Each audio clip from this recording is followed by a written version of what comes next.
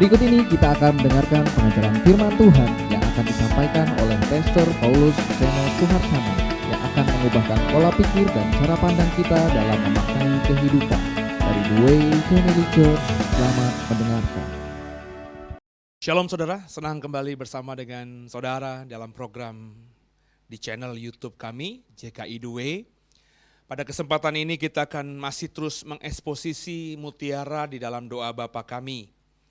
Kita akan masuk pada seri ke-10 pada hari ini, yakni kita akan coba belajar mengeksposisi kalimat yang terdapat dalam doa yang diajarkan Tuhan Yesus ini.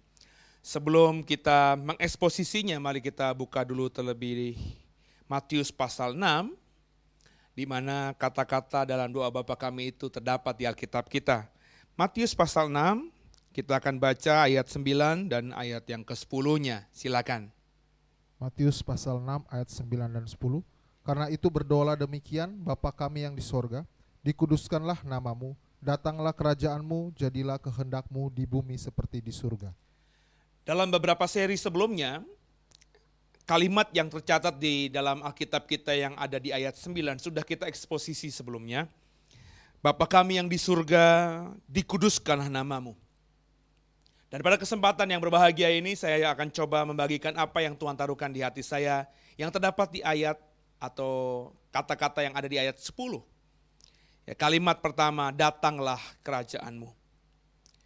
Ketika Tuhan Yesus mengajarkan doa ini kepada murid-muridnya dengan pengajaran kalau berdoa, Bapa kami yang di surga, dikuduskanlah namamu, datanglah kerajaanmu. Sebenarnya kebenaran apa sih yang mau disampaikan Tuhan Yesus ketika mengajar murid-muridnya kalau berdoa? Ada kalimat datanglah kerajaanmu itu. Nah, ini akan kita coba ekspos dalam beberapa menit ke depan. Mari sama-sama kita siapkan hati kita siapkan telinga kita juga untuk kita sama-sama belajar, saling mempertajam diri. Saya sudah katakan bahwa doa Bapa kami bukan doa biasa. Doa Bapa kami bahkan mungkin bagi saya adalah pengajaran atau inti kerigma dari apa yang Yesus ajarkan kepada murid-muridnya selama 3,5 tahun ketika dia berinkarnasi menjadi manusia dan melayani Bapanya itu. Ya, dalam sekali makna setiap kata yang Yesus ajarkan dalam doa Bapa kami ini. Kerajaanmu, datanglah kerajaanmu. Kalimat datanglah kerajaanmu ini saudara, itu dalam struktur bahasanya menggunakan bentuk aorist aktif imperatif. Maksudnya ketika Tuhan berkata, berdoalah Bapa kami yang di surga, dikuduskanlah namamu, datanglah kerajaanmu. Itu kita sedang meminta, ya, kita sedang berharap, saudara, ya, agar kerajaan Allah itu datang kepada kita. Bentuknya saya bilang tadi aorist aktif imperatif. Bentuk kata perintah masa lampau, ya. Kata perintah dalam bentuk masa lampau. Jadi maksudnya ketika Tuhan mengajarkan ini pertama kali kepada murid-muridnya untuk berdoa, datanglah kerajaanmu, itu berarti Tuhan ingin murid-muridnya, kita semua terutama saat ini, itu benar-benar berharap, tanda kutip bahkan memerintahkan, mengharapkan sungguh agar kerajaan Allah itu datang. Ya.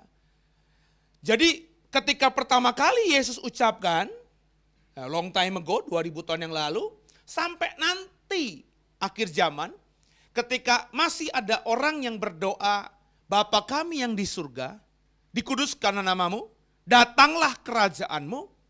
Permohonan agar kerajaan surga itu datang masih berlaku, masih berlangsung, saudara. Perintah agar kerajaan surga itu datang, itu sudah mulai terjadi, mulai diharapkan, mulai dimimpikan, sejak kalimat itu diucapkan Yesus sampai nanti akhir zaman. Jadi sebenarnya, sederhananya, orang yang berdoa mengucapkan kalimat datanglah kerajaanmu, berarti orang ini, saudara dan saya, orang percaya, sedang memerintahkan, sedang memohonkan agar kerajaan Allah itu datang kepada kita dengan sungguh-sungguh, dengan nyata, secara real. Nangkap ya saudara ya? Ketika kita berdoa datanglah kerajaanmu, kita sedang memerintahkan, kita sedang memohon agar kerajaan Allah itu benar-benar nyata datang kepada diri kita. Kalau Bapak Ibu misalnya punya terjemahan bahasa Indonesia sehari-hari, ya, kata atau kalimat datanglah kerajaanmu ini diterjemahkan oleh Alkitab bahasa Indonesia sehari-hari dengan kalimat engkaulah raja kami. Jadi ini menarik nih, ketika Tuhan mengajarkan berdoalah Bapa kami yang di surga, dikuduskan namamu, datanglah kerajaanmu, engkaulah raja kami, artinya apa? Artinya orang yang berdoa ini benar-benar ketika mengucapkannya, ia sedang mau menaklukkan dirinya kepada Allah. Menaklukkan dirinya kepada kerajaan Allah. Menaklukkan dirinya kepada kuasa kerajaan Allah yang dia minta turun atas dirinya. Sebab tadi kan, lebih kencang, lebih tajam dalam terjemahan bahasa Indonesia sehari-hari. Engkaulah raja kami. Jadi orang yang berdoa-doa Bapa kami itu sedang mengucapkan pengakuan iman yang luar biasa kepada Bapa yang di surga. Engkaulah raja kami, datanglah kerajaanmu. Nah di balik doa ini ada sesuatu yang dalam sedang Tuhan Yesus transfer, bagikan kepada kita. Itu makanya saya selalu berkata orang yang benar-benar berdoa Bapa kami dengan makna dan pemahaman yang benar itu, secara sadar tidak sadar dia sedang menarik kuasa Tuhan agar terjadi, bermanifestasi di dalam dirinya. Itu makanya saya nggak akan heran kalau orang berdoa Bapa kami dengan benar ya, bukan sekedar menghafalkannya, lancar mengucapkannya, tapi mengerti maknanya yang dalam. Itu benar-benar akan menjadi orang yang powerful, orang yang benar-benar hidup dalam naungan kuasa Tuhan yang luar biasa itu. Apa makna dalam kalimat datanglah kerajaanmu atau engkaulah raja kami dalam terjemahan bahasa Indonesia sehari-hari ini?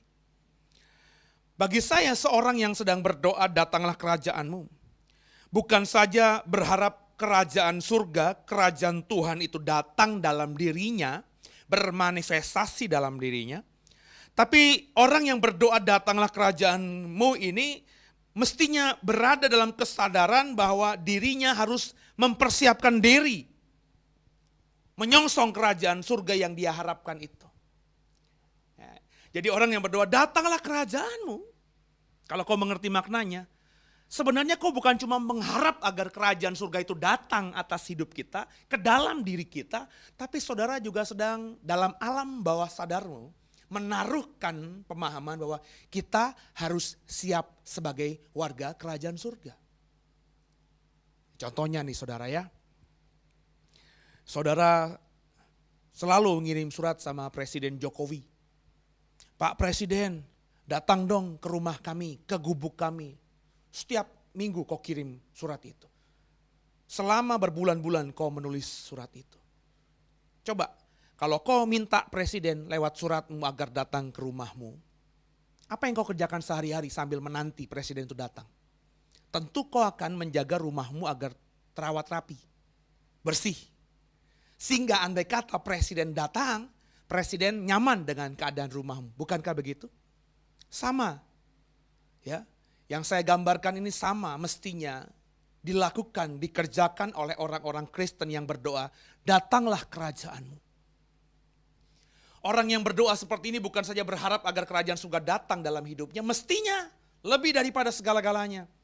Dia sedang mempersiapkan diri agar dirinya itu layak menjadi warga kerajaan surga. Sehingga ketika kerajaan surga itu datang, dirinya tidak canggung lagi, tidak kikuk lagi, tidak aneh lagi, tidak seperti orang yang yang tidak punya percaya diri ketika ada dalam kerajaan surga itu. Makanya orang yang berdoa, datanglah kerajaanmu. Orang ini mestinya sudah mempersiapkan dirinya sungguh-sungguh. Supaya ketika kerajaan Allah itu datang, dia siap menyongsongnya. Dia siap menghadapinya. Jadi makna ini harus dipahami oleh saudara. Pertanyaannya, berapa banyak saudara yang berdoa Bapa kami? Berapa banyak saudara yang setiap hari berdoa datanglah kerajaanmu ini, mempersiapkan diri benar-benar sebagai warga kerajaan surga itu. Banyak yang berdoa hanya berdoa menghafal saja. Itu kenapa orang yang hafal doa Bapa kami, bahkan berdoa Bapa kami setiap hari, setiap saat dalam hidupnya, nggak mengalami berkat apa-apa. Kenapa? Karena nggak ngerti maknanya. Ini luar biasa. Kenapa Tuhan ngajar agar murid-muridnya kalau berdoa, berdoalah, datanglah kerajaanmu. Itu Tuhan sebenarnya sedang menaruhkan sugesti atau pemahaman kepada para murid, sehingga murid-murid yang berdoa datanglah kerajaanmu ini memahami bahwa dirinya harus mempersiapkan diri. Penting gak mempersiapkan diri menjadi warga kerajaan surga? Penting saudara, sangat penting. Kenapa?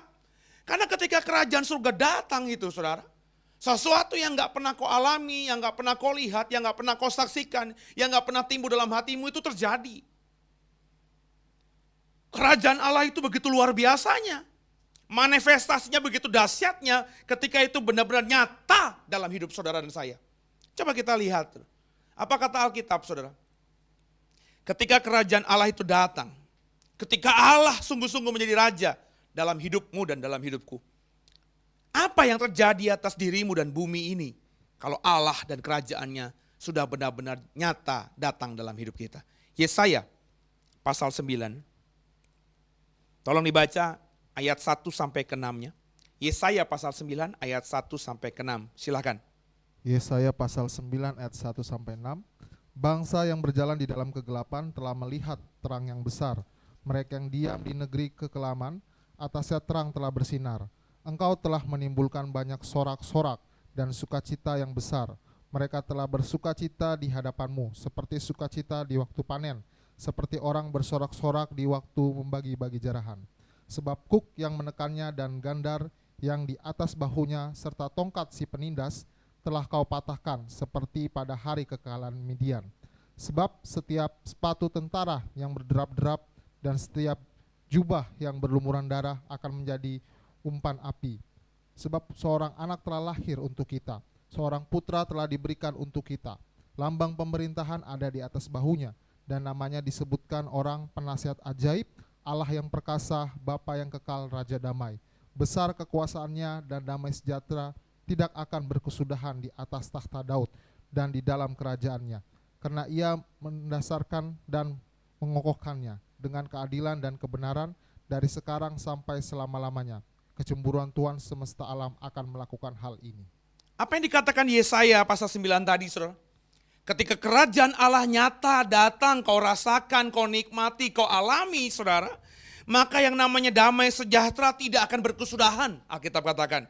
Keadilan, kebenaran akan nyata sekarang sampai selama-lamanya. Bayangin saudara, kalau saudara mengalami damai sejahtera, saudara mengalami yang disebut dengan keadilan dan kebenaran, bukankah kehidupan saudara akan menjadi kehidupan yang luar biasa? Kehidupan yang benar-benar penuh limpah dengan ucapan syukur. Coba kita baca lagi beberapa pasal sebelumnya yang menggambarkan bagaimana kerajaan Allah itu jika nyata sungguh terjadi dalam hidupmu dan hidupku. Pasal 11 Yesaya ayat 1 sampai dengan ayat yang ke-10. Yesaya 11 ayat 1 sampai 10. Demikian firman Tuhan, silakan dibaca. Yesaya 11 ayat 1 sampai 10. Suatu tunas akan keluar dari tunggul Isai, dan taruk yang akan tumbuh dari pangkalnya akan berbuah. Roh Tuhan akan ada padanya, roh hikmat dan pengertian, roh nasihat dan keperkasaan, roh pengenalan dan takut akan Tuhan. Ya, kesenangannya ialah takut akan Tuhan. Ia tidak akan menghakimi dengan sekilas pandang saja, atau menjatuhkan keputusan menurut kata orang, tetapi ia akan menghakimi orang-orang lemah dengan keadilan, dan akan menjatuhkan keputusan terhadap orang-orang yang tertindas di negeri dengan kejujuran. Ia akan menghajar bumi dengan perkataannya seperti dengan tongkat, dan dengan nafas mulutnya ia akan membunuh orang fasik. Ia tidak akan menyimpang dari kebenaran dan kesetiaan, seperti ikat pinggang tetap terikat pada pinggang. Serigala akan tinggal bersama domba, dan macan tutul akan berbaring di samping kambing. Anak lembu dan anak singa akan makan rumput bersama-sama, dan seorang anak kecil akan mengiringinya. Lembu dan beruang akan sama-sama makan rumput, dan anaknya akan sama-sama berbaring. Sedang singa akan makan jerami seperti lembu. Anak yang menyusu akan bermain-main dekat liang ular tudung. Dan anak yang cerai susu akan mengeluarkan tangannya ke sarang ular beludak. Tidak ada yang akan berbuat jahat atau yang berlaku busuk di seluruh gunungku yang kudus, sebab seluruh bumi penuh dengan pengenalan akan Tuhan, seperti air laut yang menutupi dasarnya. Maka pada waktu itu Taruk dari pangkal Isai akan berdiri sebagai panji-panji bagai bangsa-bangsa. Dia akan dicari oleh suku-suku bangsa, dan tempat kediamannya akan menjadi mulia. Ini yang terjadi ketika kerajaan Allah itu benar-benar datang dalam hidup kita, terjadi atas dunia ini. Serigala akan tinggal bersama dengan domba. Itu sesuatu yang gak masuk akal. Ya, biasanya domba hilang satu demi satu karena dimakan atau dimangsa serigala. Tapi nanti ketika kerajaan Allah datang, serigala akan tinggal ya bersama dengan domba. Macan tutul, Alkitab katakan di ayat 6 akan berbaring di samping kambing. Sesuatu yang gak terjadi sekarang ini, saudara. Anak lembu, anak singa akan makan rumput bersama-sama. Mana ada ceritanya anak singa makan rumput. Lembu beruang akan sama-sama makan rumput. Anaknya akan sama-sama berbaring. Bayangin, lembu sama beruang akan anaknya berbaring bermain bersama-sama. Singa akan makan jerami seperti lembu. Anak yang menyusu, anak saudara, ya dikatakan Alkitab akan bermain-main dekat liang ular tedung. Sesuatu yang sekarang ini pasti dihindari para orang tua kalau ada ular tedung bersarang dekat rumahnya. Anak-anaknya harus disuruh jauh-jauh, kenapa? Ular tedung ularnya berbisa. Nah saudara, jadi sama-sama kita harus punya pemahaman ini. Bahwa kerajaan Allah itu ketika datang saudara, kerajaan Allah itu akan mendatangkan damai, sejahtera, keadilan, kebenaran, sukacita luar biasa atas siapa saja yang merasakannya, siapa saja yang menikmatinya. Itu makanya Tuhan berkata, berdoalah, datanglah kerajaanmu. Ini sesuatu yang tidak mungkin terjadi saudara. Atau tidak akan terjadi kalau saudara tidak berharap itu terjadi. Kita harus sama-sama meminta. Berdoa bersama-sama, itu yang Tuhan Yesus ajarkan kepada murid-muridnya. Ayo berdoa, supaya kerajaan Allah benar-benar terjadi, benar-benar datang ke dunia ini. Agar dunia dipulihkan. Ya, seperti zaman ketika dunia belum jatuh dalam belenggu dosa dan kutuk dosa. Apa yang terjadi di zaman Adam dan Hawa sebelum mereka jatuh dalam dosa itu akan dipulihkan terjadi nanti di akhir zaman. Dan murid-murid Tuhan Yesus, kau dan aku diajar Tuhan Yesus untuk berdoa, datanglah kerajaanmu. Ketika kita mengharapkan hal-hal yang indah itu, ketika kita mengharapkan damai sejahtera, kebenaran, keadilan, sukacita terjadi atas dunia ini, karena kerajaan Allah itu datang atas dunia ini, pertanyaannya, apakah kau nanti sudah siap menghadapinya? Nah ini saudara, berharap sama mempersiapkan diri adalah dua hal yang berbeda. Banyak cerita di Alkitab saudara, ingat 5 gadis bijak dan 5 gadis bodoh. Semuanya berharap agar pengantin itu datang menjemput perempuan mereka. Menjemput mempelai perempuan mereka. Mereka semua berharap, berdoa bahkan, ayo datang dong, kapan datangnya nih, kami sedang menunggu. Tapi perhatikan mereka yang berharap agar mempelai pria datang menjemput si mempelai perempuan. Semuanya tidak benar-benar mempersiapkan diri. Hanya sebagian saja yang mempersiapkan diri. Saya yakin semua orang Kristen pernah berdoa Bapa kami. Saya yakin semua orang Kristen berdoa doa Bapa kami. Mereka setiap hari berdoa, Bapa kami yang di surga, dikuduskan namamu, datanglah kerajaanmu. Semuanya berharap agar kerajaan Allah itu datang. Kenapa? Alkitab katakan kerajaan Allah kalau benar-benar datang, damai sejahtera, sukacita, keadilan, kebenaran terjadi. Itu kan mimpi semua umat manusia.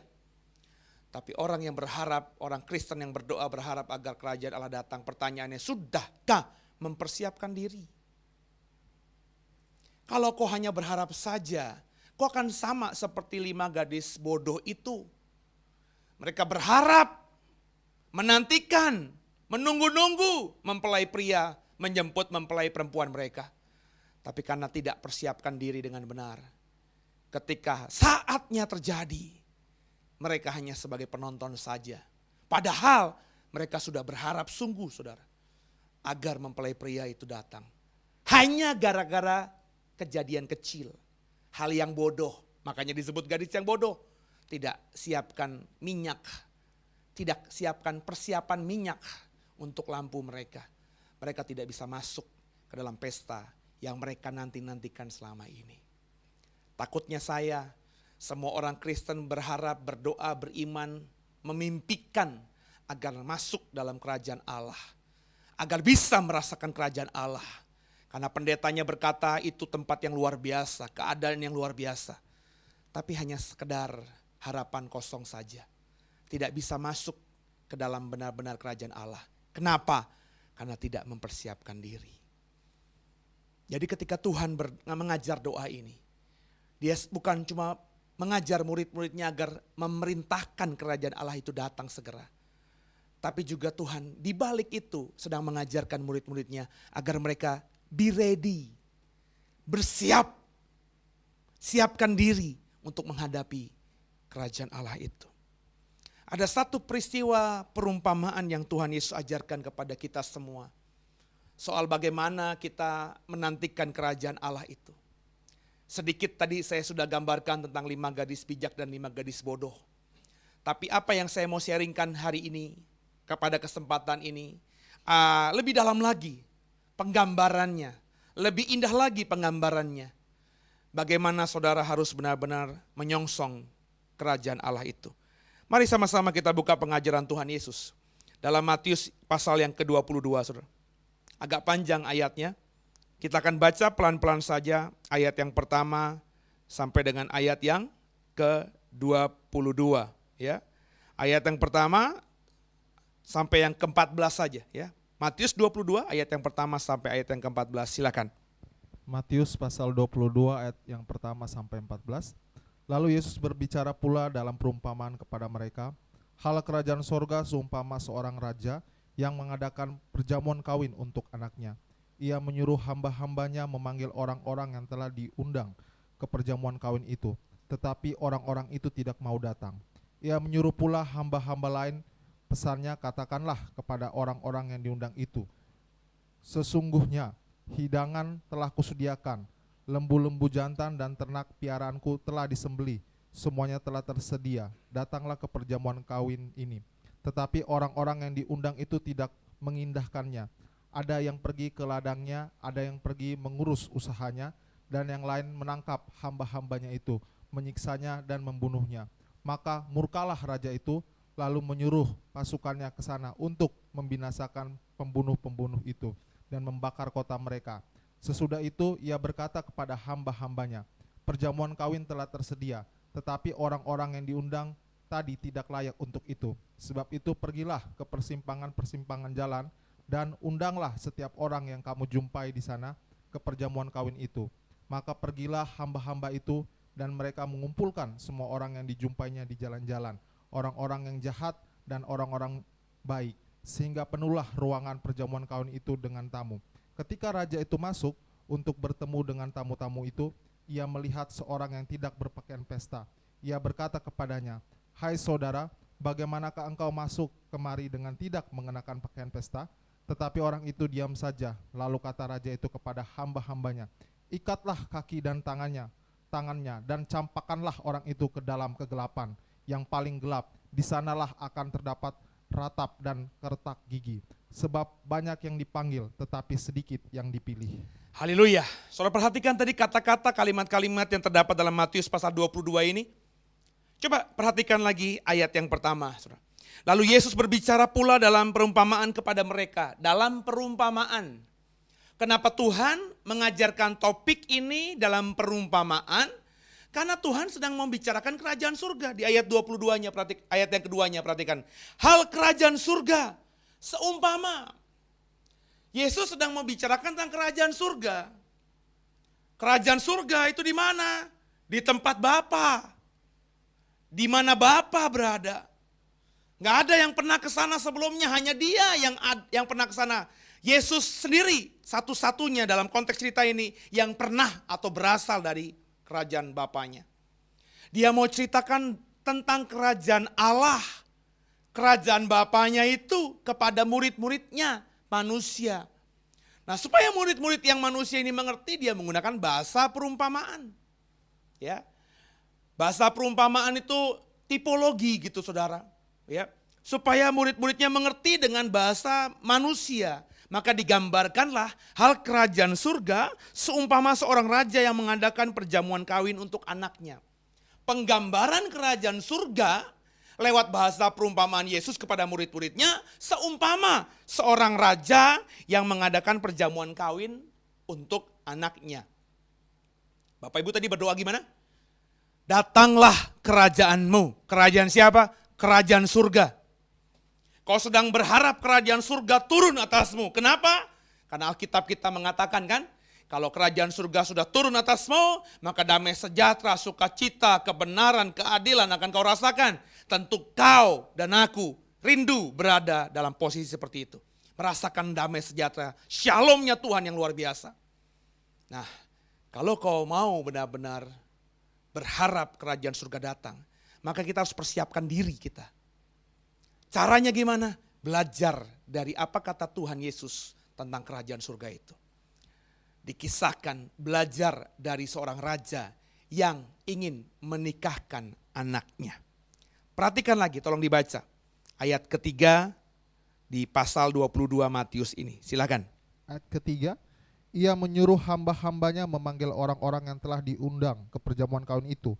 Tetapi orang-orang itu tidak mau datang. Dalam perumpamaan Tuhan Yesus tentang kerajaan surga, diumpamakan ada raja yang ingin menikahkan anaknya. Berarti siapa? Pangeran, saudara ya. Karena bapaknya raja kan. Ketika anaknya, sang pangeran ini mau menikah, sang raja Alkitab katakan menyuruh hamba-hambanya memanggil orang-orang yang telah diundang ke perjamuan kawin itu. Tentu kalau namanya pangeran mau menikah, undangannya tuh undangan pilihan. Hanya orang-orang yang dipilih, hanya orang-orang yang diundang saja yang boleh datang ke pesta pernikahan seorang pangeran atau anak raja. Itu yang dikatakan Tuhan Yesus, saudara. Bahwa undangan pesta yang pertama diberikan hanya kepada orang-orang yang telah diundang. Orang-orang pilihan. Orang-orang yang benar-benar ditunjuk untuk diundang oleh raja maupun sang anaknya, sang pangeran. Tapi Alkitab katakan di ayat 3 tadi apa? Tapi orang-orang itu, orang-orang yang diundang spesial oleh raja dan anaknya itu, tidak mau datang. Haleluya. Kerajaan surga seumpama raja yang mau bikin pesta buat kawin anaknya. Dia ngundang banyak orang, tapi orang yang diundang itu tidak mau datang ke pesta itu. Secara sadar mereka menolak undangan raja. Dalam bahasa saya, secara sadar mereka benar-benar memberontak terhadap raja. Bapak Ibu harus paham dulu, raja di sini adalah pemimpin otoritas tertinggi. Perkataan raja adalah sabda, adalah perintah yang tidak boleh tidak dikerjakan dalam dunia purba seperti itu. Sang raja itu begitu kuasanya, jangankan mengundang. Kalau sang raja misalnya meminta anak gadismu agar anak gadismu dipersembahkan padanya untuk dijadikan gundik, maka kau tidak punya alasan untuk menolaknya.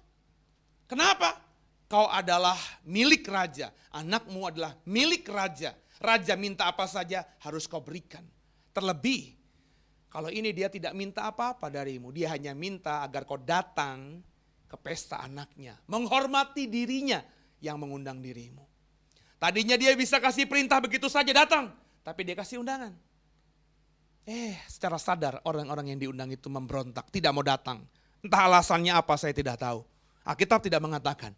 Tapi orang-orang yang diundang ini tidak ada yang mau datang. Apa yang terjadi berikutnya? Ayat 5 dan ayat yang ke-6. Ayat 5 dan ayat ke-6. Tetapi orang-orang yang diundang itu tidak mengindahkannya. Ada yang pergi ke ladangnya dan ada yang pergi mengurus usahanya. Dan yang lain menangkap hamba-hambanya itu, menyiksanya dan membunuhnya. Ketika orang-orang yang diundang raja ini diminta kembali oleh hamba-hambanya untuk datang, ayo dong, raja sudah kirim undangan, ayo datang ke pesta raja. Alkitab katakan di ayat 5, mereka makan mengindahkannya. Mengindahkan siapa? Mengindahkan orang-orang yang diutus raja itu. Ada yang dengan secara sadar pergi ke ladang, ada yang secara sadar tinggalkan utusan raja itu untuk pergi mengurus usahanya. Bahkan saudara, utusan raja itu ada yang ditangkap, disiksa, dan dibunuh oleh orang-orang yang diundang raja itu. Jadi ini pemberontakan saudara. Ini gambaran tentang siapa sih? Ingat ya Bapak Ibu ya, ini hal kerajaan surga. Raja dalam perumpamaan ini bicara mengenai Allah Bapa di surga. Dia sedang ingin mengadakan perjamuan kawin buat siapa? Buat anaknya. Anaknya siapa? Yesus Kristus. Makanya dalam iman Kristen ada pesta pernikahan anak domba. Untuk mempersiapkan hal itu, raja sudah mengirim undangan kepada orang-orang pilihannya, kepada umat pilihannya. Nggak semua rakyatnya diundang, tapi hanya orang-orang pilihan. Dalam iman Kristen, dalam Alkitab dikatakan bahwa umat pilihan itu siapa? Bangsa pilihan itu siapa? Israel. Tapi Israel secara sadar menolak datang menghadiri pesta pernikahan anak raja ini.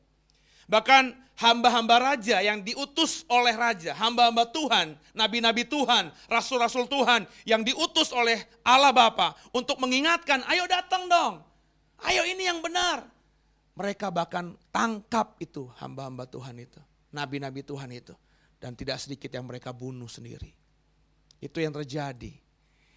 Jadi hal kerajaan surga adalah bicara mengenai kasih karunia sudah diberikan.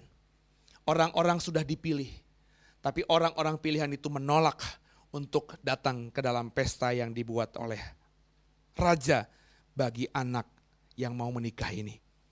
Kemudian saudara, apa yang terjadi? Ayat 7-nya, kembali kita baca. Ayat yang ke-7, maka murkalah raja itu, lalu menyuruh pasukannya ke sana untuk membinasakan pembunuh-pembunuh itu dan membakar kota mereka. Ketika tahu bahwa hamba-hambanya bukan saja ditolak, tapi beberapa hamba-hambanya ada yang dibunuh oleh orang-orang yang mau diundangnya datang ke pesta pernikahan anaknya itu, raja menjadi marah. Ya, murkanya tumpah. Lalu raja menyuruh pasukannya untuk membinasakan pembunuh-pembunuh itu, membakar kota mereka. Semua yang diundang dan menolak hadir ke pesta pernikahan anak raja ini, Alkitab katakan dibinasakan oleh raja. Semuanya, bahkan kota-kotanya pun dibakar. Apa yang terjadi selanjutnya? Ayat 8-10, kembali dibaca silakan. Ayat 8-10, sesudah itu ia berkata kepada hamba-hambanya, perjamuan kawin telah tersedia, tetapi orang-orang yang diundang tidak layak untuk itu. Sebab itu, pergilah ke persimpangan-persimpangan jalan dan undanglah setiap orang yang kamu jumpai di sana ke perjamuan kawin itu. Maka pergilah hamba-hamba itu dan mereka mengumpulkan semua orang yang dijumpainya di jalan-jalan, orang-orang jahat dan orang-orang baik, sehingga penuhlah ruangan itu, perjamuan kawin itu dengan tamu. Nah saudara, menyadari bahwa orang-orang yang tadinya dipilih untuk diundang hadir tidak mau hadir, menyadari bahwa mereka bukan saja menolaknya tapi membunuh beberapa hamba-hamba utusannya, maka raja tadi murka. Dibunuh semuanya itu. Tidak ada yang tidak dibunuh, semuanya dibinasakan, kota-kotanya dibakar. Tapi kan pesta sudah dalam persiapan. Coba dibaca ulang ayat yang keempat. Apa yang disiapkan raja untuk mempersiapkan pesta bagi anaknya itu? Ayat yang keempat, ia menyuruh pula hamba-hamba lain, pesannya katakanlah kepada orang-orang yang diundang itu, sesungguhnya hidangan telah kusediakan, lembu-lembu jantan dan ternak piaraanku telah disembeli, semuanya telah tersedia, datanglah ke perjamuan kawin ini. Problemnya saudara, gak selesai dari membunuh orang-orang yang menolak undangan raja itu. Problemnya, pestanya sudah nyaris siap, semuanya, everything ready. Ada lembu, ada binatang ternak yang sudah diolah, pesta sudah siap saudara. Tapi nggak ada tamu, kenapa? Yang diundang menjadi tamu semuanya sudah mati. Tapi show must go on, benar ya? Pesta harus terus berjalan. Karena nggak mungkin pesta diundur atau pesta dibatalkan. Ini raja membatalkan sebuah pesta, tentu malu. Pesta harus terjadi. Makanan sudah tersedia, semua perlengkapan pesta sudah siap. Cuma satu yang kurang, tamu. Dan karena tamu semua sudah dibinasakan, kota-kota mereka sudah dibakar. Maka Tuhan dalam hal ini, sang raja dalam konteks perumpamaan ini, mengalihkan. Yang diundangnya dialihkan, bukan lagi orang-orang pilihan. Tapi siapa saja. Bahasa Alkitabnya keren, perumpamaan Tuhan Yesus ini keren. Raja memerintahkan kepada hamba-hambanya, pergilah ke persimpangan jalan. Persimpangan jalan saudara. Raja tidak perintahkan hambanya, pergilah carilah rumah-rumah orang yang masih kelihatan besar. Carilah orang-orang kaya yang tersisa, carilah bangsawan-bangsawan yang masih hidup, carilah orang-orang kaya yang kemarin belum diundang dan tidak dibunuh. Tidak. Raja perintahkan kepada hamba-hambanya, pergilah ke persimpangan-persimpangan jalan. Itu bicara mengenai kota, sudut-sudut kota yang hiruk pikuk oleh lalu lalang orang banyak. Orang-orang marginal, orang-orang kelas menengah, orang-orang kelas bawah yang ada di persimpangan jalan. Dalam konteks zaman dulu, di persimpangan jalan pasti banyak orang yang meminta-minta. Banyak orang yang berdagang, berjual hal-hal yang kebutuhan sehari-hari. Orang-orang seperti itulah saudara yang menjadi target dari raja agar orang-orang itu bisa memenuhi pesta yang sudah tersedia itu. Pergilah hamba-hamba, mereka mengumpulkan semua orang-orang dijumpai di jalan-jalan. Perhatikan baik-baik ayat 10-nya. Orang jahat, halo, orang baik. Sehingga penuhlah ruangan perjamuan kawin itu dengan tamu. Karena yang dicari adalah orang-orang yang di persimpangan jalan, maka tidak bisa dihindari. Yang memenuhi pesta itu adalah segala macam bentuk dan jenis orang. Ada yang baik, ada yang jahat. Ada laki-laki, ada perempuan. Ada yang sehat, ada yang cacat. Ada yang kaya, ada yang miskin. Kenapa? Karena ini diumumkan di persimpangan jalan. Berarti semua orang yang ada di persimpangan jalan itu, kalau mau dia bisa datang. Dia bisa datang ke pestanya sang raja ini. Tapi kekacauan timbul. Karena dalam pesta itu beraneka ragam orang, saudara. Ini bicara mengenai apa?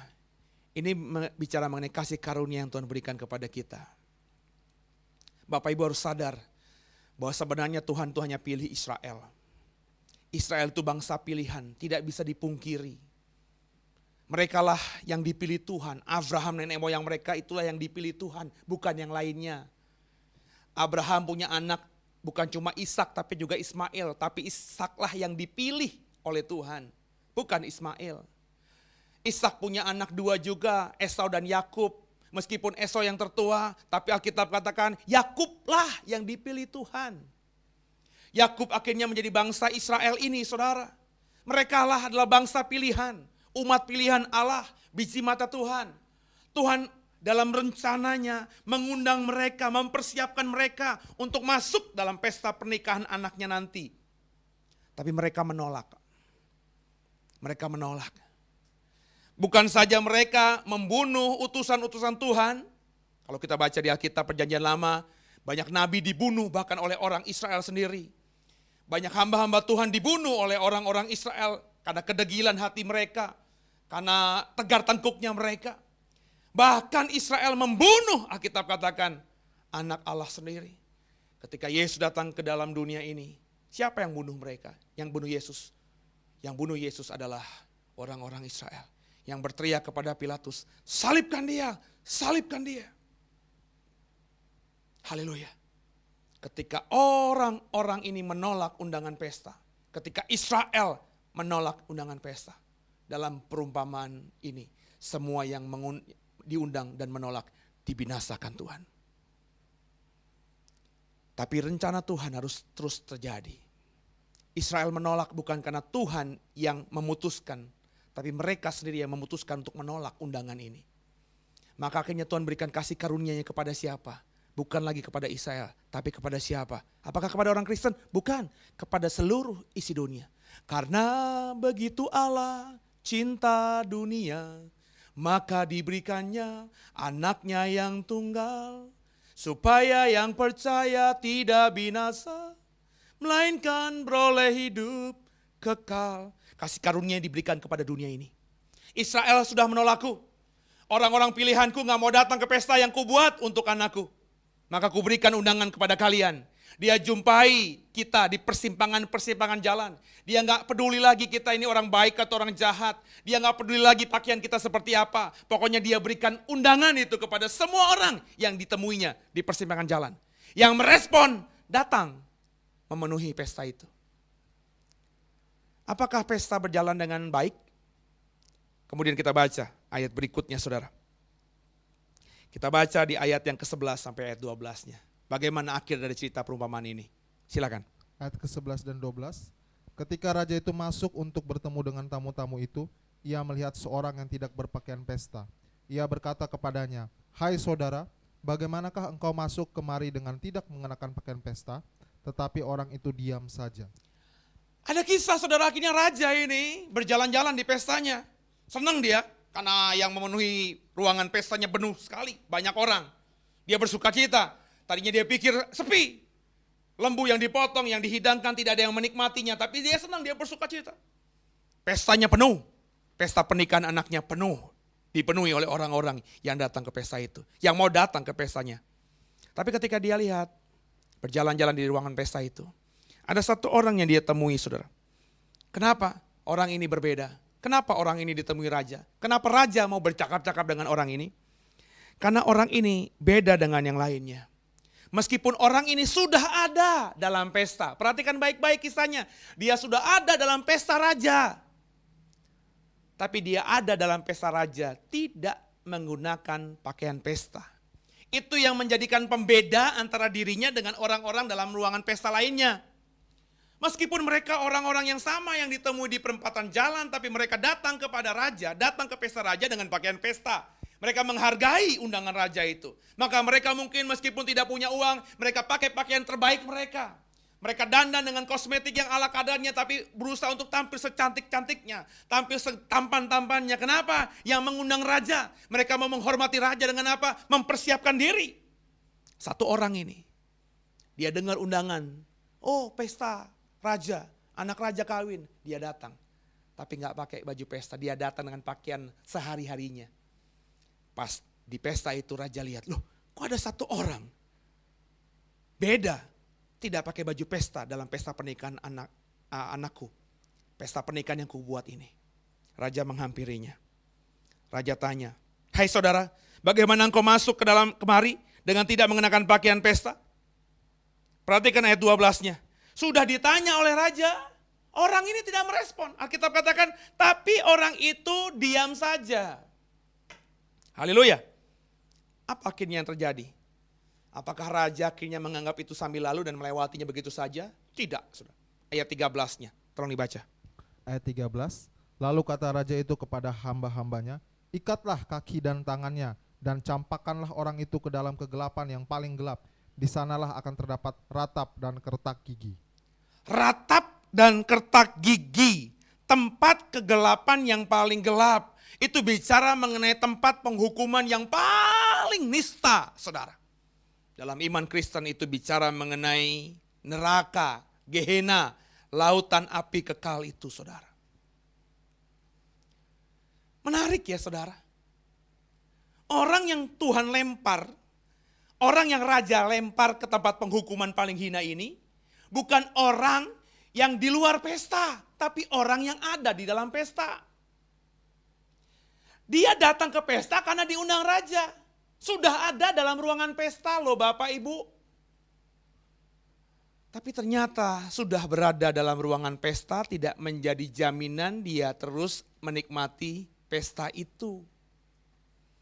Hanya hanya gara-gara lalai, hanya gara-gara tidak pakai baju pesta, akhirnya orang ini bukan sekedar dilempar keluar dari pesta raja. Kalau itu terjadi mungkin tidak apa-apa. Dia bisa cerita ketawa-ketawa dengan teman-temannya. Ih, gue dilempar loh, tapi gue udah makan kambing, gue udah makan kambing guling, gue udah makan babi rica. Mungkin dia bisa ngomong begitu, saudara. Dia bukan dilempar saja, dikeluarkan dari pesta. Tapi dia dilempar dan dihukum dalam penghukuman yang paling hina, bicara mengenai neraka. Sudah berada dalam pesta. Coba dibaca ayat 14-nya. Ini menarik, kesimpulan Tuhan Yesus di ayat 14 apa?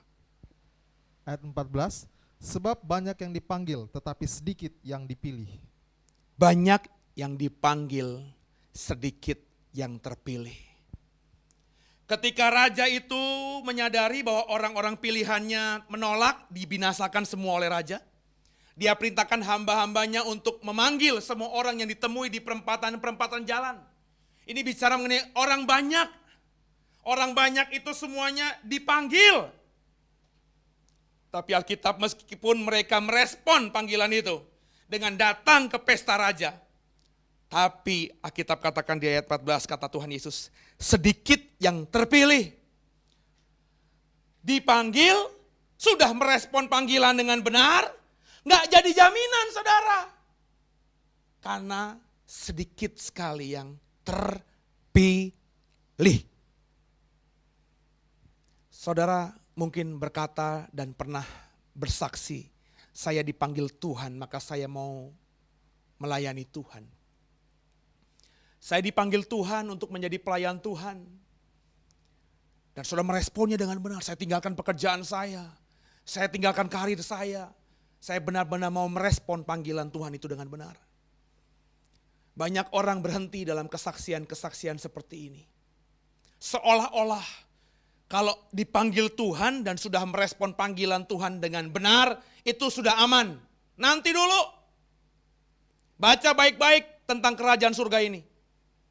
Tuhan katakan, meskipun sudah dipanggil, meskipun sudah merespon panggilan itu, belum tentu terpilih. Kenapa? Kenapa bisa tidak terpilih? Karena tidak mempersiapkan diri dengan benar. Ada orang yang datang ke pesta raja, merespon panggilan ke pesta raja, tapi akhirnya tidak terpilih, dibuang ke neraka. Selamanya di neraka. Kenapa? Karena tidak pakai baju pesta. Dia tidak menghormati Tuhan. Dia tidak menghormati sang raja dalam perumpamaan ini. Tidak menghargai benar-benar.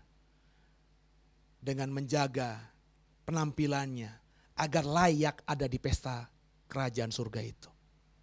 Itu kenapa saya bilang tadi. Tuhan Yesus ketika berdoa, datanglah kerajaanmu.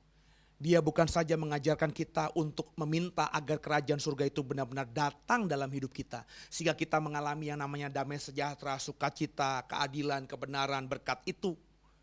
Tapi di balik kalimat datanglah kerajaanmu, Tuhan sedang mengajarkan kita untuk mempersiapkan diri. Jangan konyol. Datang ke pesta, bisa masuk dalam pesta, tapi tidak dalam persiapan yang benar. Tidak pakai baju pesta. Baju pesta bicara mengenai apa? Baju pesta bicara mengenai iman yang kau jaga sampai mati itu. Kau sudah diberikan kasih karunia oleh Tuhan. Kau sudah meresponnya dengan apa? Menjadikan Yesus sebagai Tuhan Juru Selamatmu. Kau sudah berkata, Jesus, I believe in you. Tadinya kau gelandangan, tadinya kau orang yang di luar sana tidak percaya sama Tuhan. Tadinya kau sana adalah orang berdosa, jinah cabul hidupmu. Kau dipanggil Tuhan, kau tinggalkan semua itu keren. Kau dipanggil Tuhan, kau berjalan menuju ke rumahnya Tuhan. Mau serahkan hidup masa mudamu untuk Tuhan, itu luar biasa. Tapi pertanyaannya, apakah kau benar-benar juga mempersiapkan diri dengan sungguh? Dengan kerjakan keselamatanmu dengan takut dan gentar itu. Kalau saudara tanya sama saya, pakaian pesta itu apa? Kenapa orang tidak pakai baju pesta? Karena baju pesta itu bukan pemberian sang raja. Jadi ketika raja itu manggil saudara, raja itu tidak pakaikan baju pesta gratis kepada saudara. Saudara yang harus sendiri membeli, mempersiapkan baju pesta itu. Salah satunya dalam iman Kristen bicara mengenai apa? Kesucian, kekudusan. Coba 2 ayat terakhir kita compare, kita bandingkan. 1 Yohanes 1. 1 Yohanes 1 ayat 7 dan ayat yang ke-9. Silakan. 1 Yohanes 1 ayat 7 dan 9. Tetapi jika kita hidup di dalam terang sama seperti Dia ada di dalam terang, maka kita beroleh persekutuan seorang dengan yang lain, dan darah Yesus anaknya itu menyucikan kita daripada segala dosa. Perhatikan baik-baik di ayat ke-7, darah Yesus anaknya itu menyucikan kita daripada segala dosa. Yes, darah Yesuslah yang menyucikan dosamu dan dosaku. Darah Yesuslah yang membuat kita kudus, tidak bercacat celah di hadapan Tuhan. Itu benar, Alkitab mengatakannya. Ayat 9. Jika kita mengaku dosa kita, maka Ia adalah setia dan adil, sehingga Ia akan mengampuni segala dosa kita dan menyucikan kita dari segala kejahatan. Benar. Meskipun darah Yesus sudah menyucikan kita, tapi roh kita kuat, daging lemah, Alkitab katakan. Kalau kita berbuat dosa, ayat 9 katakan, kalau kau meminta ampun sama Tuhan atas dosamu, maka Tuhan akan mengampuni dosa kita. Ya, itu benar. Kita disucikan oleh darah Yesus, dan andai kita dalam mengarungi hidup ini jatuh dalam dosa, tinggal minta ampun sama Tuhan Yesus, maka Tuhan akan mengampuni kita. Itu benar. Tapi yang dilupakan oleh orang Kristen, masih dalam konteks tulisannya Yohanes di 1 Yohanes ini, adalah apa yang tercatat dalam 1 Yohanes pasal 3, ayat yang ketiga. Ayat terakhir kita baca pada kesempatan ini. Silakan. 1 Yohanes pasal 3 ayat yang ketiga. Setiap orang yang menaruh pengharapan itu kepadanya, menyucikan diri sama seperti Dia yang adalah suci. Saya ulangi lagi. Setiap orang yang menaruh pengharapan itu kepadanya, menyucikan diri sama seperti Dia yang adalah suci. Menyucikan diri. Saya bilang tadi, menurut 1 Yohanes 1 ayat 7-9 memang benar. Dosa kita ini yang mengampuni, yang menyucikan adalah darah Yesus. Yesus mati di atas kayu salib, semua dosa kita sudah ditebusnya. Kutuk dosa gak berkuasa atas kita. Kita sudah dipulihkan, dikembalikan rupa kita dalam gambarannya.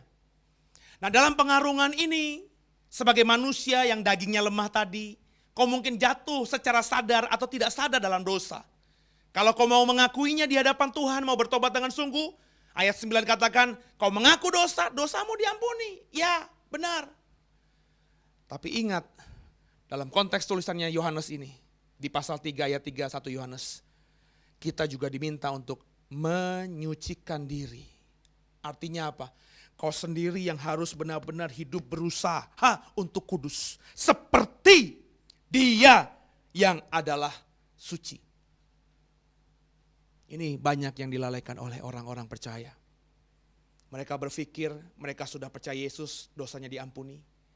Mereka berpikir, oh tenang aja kalau nanti dosa kita tinggal minta ampun maka dosa diampuni juga. Mereka lupa yang di luar sana. Bahwa menyucikan diri itu adalah perintah juga. Menyucikan dirimu seperti Yesus sendiri yang adalah suci. Berapa banyak kita yang mendengarkan khotbah ini sudah benar-benar menjaga hidupmu suci kudus. Kalau kau kerjakan, maka sama artinya kau sedang mempersiapkan baju pesta untuk layak nanti dalam pesta pernikahan anak domba. Itu yang kau kerjakan sebelum kau mati, saudara. Kau harus mempersiapkan dirimu. Persiapkan baju pestamu. Kerjakan keselamatanmu itu dengan takut dan gentar sampai akhirnya. Itu perjuanganmu. Itu bagianmu, bukan bagian Tuhan. Jadi ketika kita berdoa, Bapa kami yang di surga, dikuduskanlah namamu, datanglah kerajaanmu. Ketika Tuhan mengajarkan kalimat ini, bukan saja Tuhan ingin mengajarkan murid-muridnya agar meminta, memerintahkan, memohon, agar kerajaan Allah itu nyata terjadi dalam hidupnya. Sehingga dia mengalami berkat, mengalami damai sejahtera, mengalami sukacita, mengalami keadilan, mengalami kebenaran. Bukan itu semata. Tapi di balik itu, Tuhan sedang mengingatkan kita yang berdoa itu agar mempersiapkan diri. Dia ingatkan lewat perumpamaan tadi. Ada loh orang yang sudah diundang, dia datang ke pesta itu, tapi akhirnya dilempar dalam penghukuman. Kenapa? Karena mereka tidak pakai baju pesta. Mereka tidak siapkan diri. Siapkan dirimu, saudara. Doa Bapa kami ini mengajarkan kita untuk mempersiapkan diri dengan sungguh-sungguh. Jaga hidupmu, kesucianmu, kekudusanmu sampai akhirnya. Kalau saudara diberkati oleh pengajaran ini, boleh disampaikan kepada rekan-rekan kita di luar sana agar mereka juga mendapatkan kebenaran lewat kebenaran ini. Supaya mereka juga tahu, mengerti makna terdalam dari doa Bapa kami. Supaya mereka bisa menemukan mutiara-mutiara indah dalam pengajaran ini. Kalau sudah diberkati boleh di-subscribe channel YouTube kami ini. Sehingga setiap kami upload setiap Sabtu program ini yang terbaru, seri terbaru, bisa masuk dalam email saudara sehingga sudah diingatkan untuk bisa mendownloadnya atau mendengarkannya via channel JKI The Way. Terima kasih saudara. Saya berdoa saudara semua diberkati, sehat, dan mengerti pemahaman yang saya bagikan pada kesempatan ini. Tuhan Yesus memberkatimu. Haleluya.